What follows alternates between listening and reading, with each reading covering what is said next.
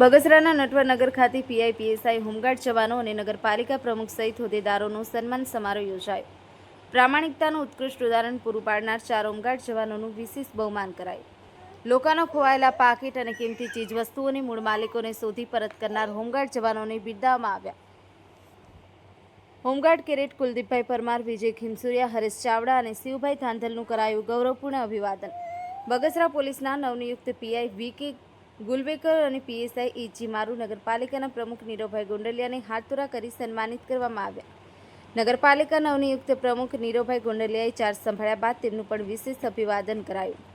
કાર્યક્રમમાં નગરપાલિકાના પ્રમુખ, ઉપપ્રમુખ, સદસ્યો, ગામના પ્રતિષ્ઠિત આગેવાનો અને મિત્ર મંડળી મોટી સંખ્યામાં ઉપસ્થિત રહ્યા। Ashok Manvar, good news 24, Amreli. આજે રામદેવપીર જગ્યાના મહંત શ્રી સગન ભગતની 14મી પુણ્યતિથિ નિમિત્તે તેમના પુત્ર શ્રી ઘનશ્યામભાઈ બિરલા, શ્રી હસમુખભાઈ બિરલા, હસમુખભાઈ વસાણી અને રમેશભાઈ વસાણીના સહયોગથી આજે તેજસ્વી તારલાઓનો વિદ્યાર્થીનો સન્માન સમારોહ રાખવામાં આવેલ, જેમાં બગસરા તાલુકાના સર્વ જ્ઞાતિના વિદ્યાર્થીઓનો તેજસ્વી તારલાઓનો સન્માન સમારોહ રાખવામાં આવેલો, જેનું આયોજન સગન ભગતના પુત્ર શ્રી ઘનશ્યામભાઈ બિરલાએ કરેલ। ઘનશ્યામભાઈ બિરલાની બહુ મોટી સેવા આ સમાજમાં પડી છે, જેમણે પોતાએ 108 વખત બ્લડ ડોનેશન કરેલ છે, તેમજ તેમણે સરહદી વિસ્તારમાં સૈનિકોનું સન્માન તેમને માટે પણ કામ કરેલા છે। મોટા બ્લડ ડોનેશન કેમ્પો, વૃક્ષારોપણ, નારી શક્તિ તેમજ વિદ્યાર્થીઓને પ્રોત્સાહિત કરવા, તેજસ્વી તારલાઓને સન્માન કરી આગળ વધારવા માટે બહુ મોટો જુસ્સો સુરતની અંદર તેમજ બગસરાની અંદર પૂરો પાડેલ છે। એ નિમિત્તે આજે બગસરામાં જે આ વિદ્યાર્થીઓનું સન્માન કરેલ, જેમાં કલેક્ટર શ્રી ઠેસિયા સાહેબ તેમજ બગસરાની બહોળી સંખ્યામાં જનતા ઉપસ્થિત રહી તેમને વિદ્યાર્થીઓને પ્રોત્સાહિત કરવામાં આવે। નમસ્કાર, ઘનશ્યામ બિરલા મારા બાપુજીની આજરોજ 14મી પુણ્યતિથિ હતી, જે રામદેવપીર મંદિરની અંદર આજથી 14 વર્ષ પહેલાં એમનું દુઃખદ અવસાન થયું, ત્યારે સર્વ જ્ઞાતિજનોની માગણી મુજબ એની અંદર સમાધિ આપવામાં આવેલી।